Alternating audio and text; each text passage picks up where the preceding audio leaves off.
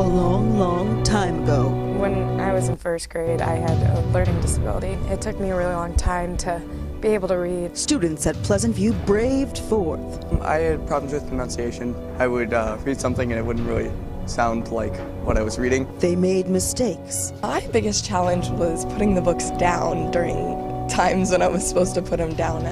At lunch, I remember a few times the teacher had to take the book away so I would actually eat my meal. I would start a book, but I could never finish it. It was kind of weird because I would want to start all these books. I'd be like, that sounds interesting, but I would never finish them. My favorite series was called the Molly Moon series, and it was about this girl who finds powers with hypnosis and is able to hypnotize people. I thought, you know, what if I had these powers? What would I be able to do with them?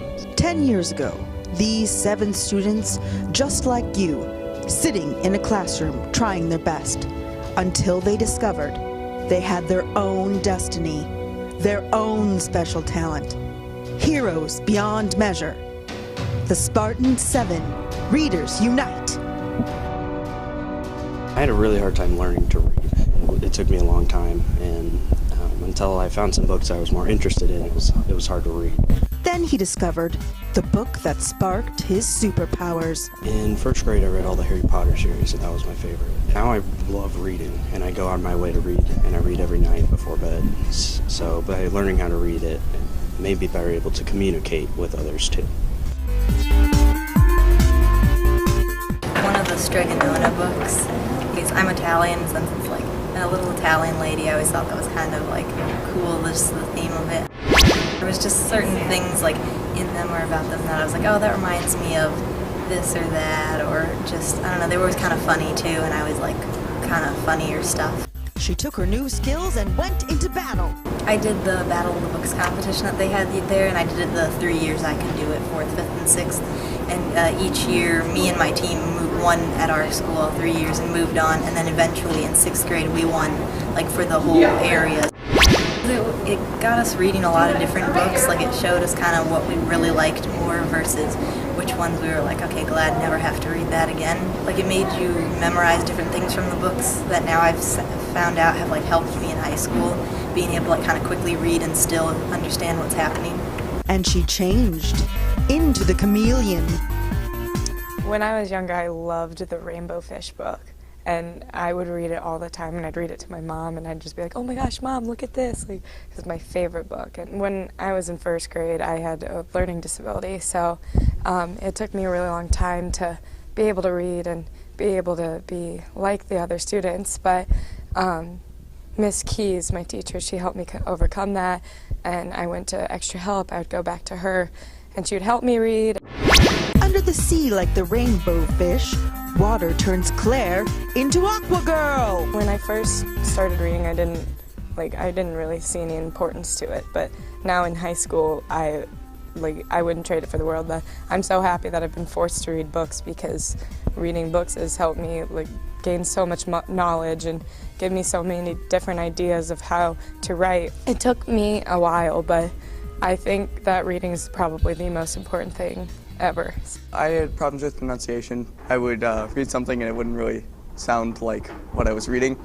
And so I would slow down and read the word and think what it would sound like before I actually said it aloud. So when reading in class, like reading out loud, I would slow down, and I wouldn't read as fast as other kids, but it would help with my pronunciation. Hard work paid off. The freshman has straight A's. Read things that you enjoy. I enjoy sci-fi and fantasy, so I read those outside of the non-fiction and historical fiction of English and other classes. My favorite picture book is Click Clack Moo, Cows That Type. And I always thought that was hilarious. My mom would read it to me when I was younger, and then I read it back to her. As she grew, so did her powers. Oh my gosh, my favorite chapter book is called The Mysterious Benedict Society. And it looks huge, and it looks so long, and I was so scared to read it at first, but I think I've read it about at least 10 times. No book scares the bookworm. It's fun because you could choose your stories, choose your friends, and you get to experience things that you wouldn't be able to experience. Like, I would never be a wizard like in Harry Potter, or I wouldn't ever go to the moon, but I can read stories about people who have, and I can imagine that I did. I think I'm really creative because of how much I read. I'm in AP Art, I do band and choir. Even in theater, we have scripts and you still have to read those, and I think you can take a lot out of the plays that we do as a story itself, not just as a production. So I think it's really helped me interpret the things that we do for theater and be creative outside of just math and science. When I was in early elementary school, I really liked the Magic Tree House series. I mean, that was huge. I actually owned like the first 40 books because I loved reading those. Never too many books for the brain. I'm very, very, very busy, and so I don't necessarily have as much time to read anymore. And I think it was nice that I was reading so much in elementary school because it's sort of making up for the time that I'm not reading as much now, because I did end up reading a lot. And reading helps with so many things. It helps with your vocabulary skills, with your sentence structure, just while speaking. And so I think it was good that I read so much then, and because I'm not doing as much now, except for my classes. My favorite picture book was definitely If You Give a Mouse a Cookie. I remember reading that, I remember reading it at least 20 times in kindergarten. All that practice turned this kid into the Music Man. Reading is in every class. It's not just in English, because you still have a textbook or a reading material for a certain class. Like, for example, in anatomy, which is I'm taking right now, you have to read the book in order to get the information for what's happening in class, otherwise you won't do well. So how do you become a Spartan hero? Read anything that interests you, everything. As you get older, you're told to read a lot more books, even out of textbooks. So read as many books as you can enjoy.